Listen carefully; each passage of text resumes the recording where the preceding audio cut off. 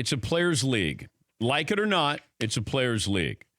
And plus, when you bring in an interim head coach and then make him, like he's an assistant coach and you make him the head coach, unless they love that assistant coach, like that's the guy, you go to him when you don't like the coach or you got a problem, and then he gets elevated, then you could see a team rally.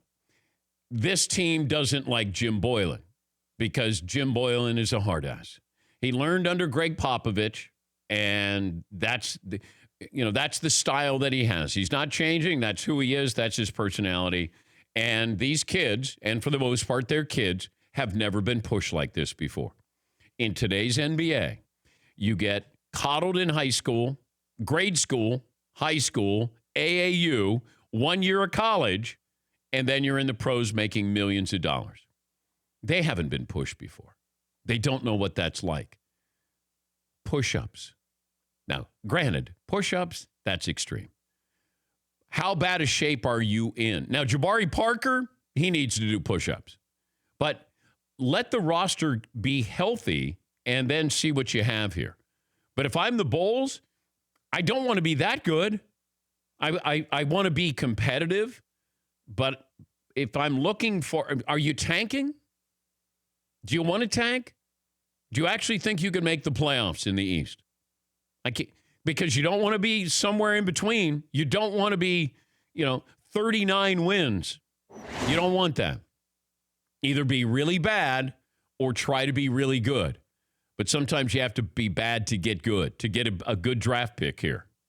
Yeah, Paul. I have a Jim Boylen fun fact. He was an assistant coach under Rudy Tomjanovich with the Rockets and got 2 rings when Michael Jordan left the sport. Yeah. Yeah. First time I met him was during the NBA Finals when he was there. Did he ask you to drop and give him 20? He did not.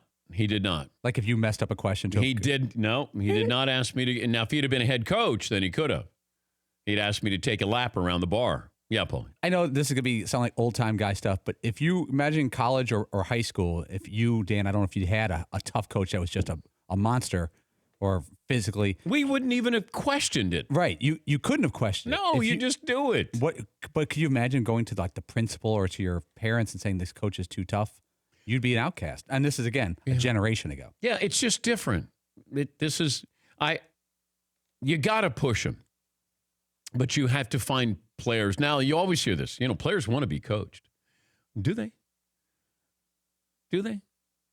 They want to be coached. They love when you have a resume because then they can't argue with that. You can't argue with Greg Popovich with his resume. I can argue with Jim Boylen because if I'm a player, let's say I'm 25 and I'm going, what have you accomplished? Like, who are you? I'm talking about as a 25-year-old, how they view this. Like, who are you? Like, what? We just had back-to-back games, and now we have a 2-hour practice. Now we're watching game film. Well, this is what these players have to understand, and they don't. You're not any good. Like, who are you?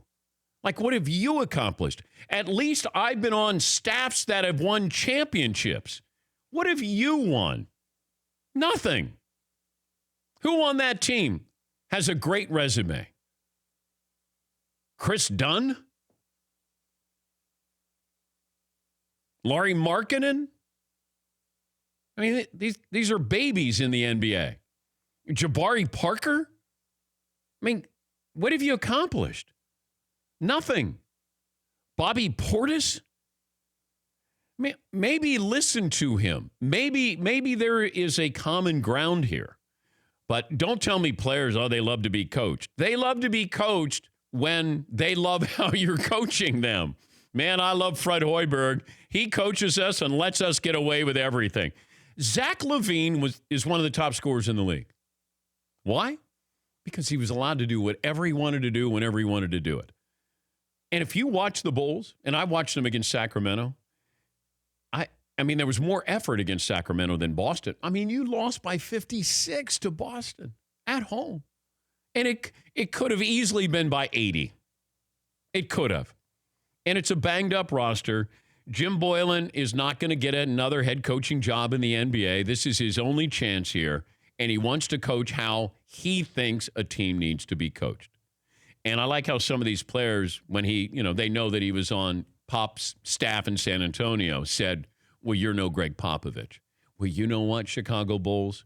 You're no San Antonio Spurs either. For more Dan Patrick Show, tune to Audience Channel 239 on DirecTV or download the Dan Patrick Show app.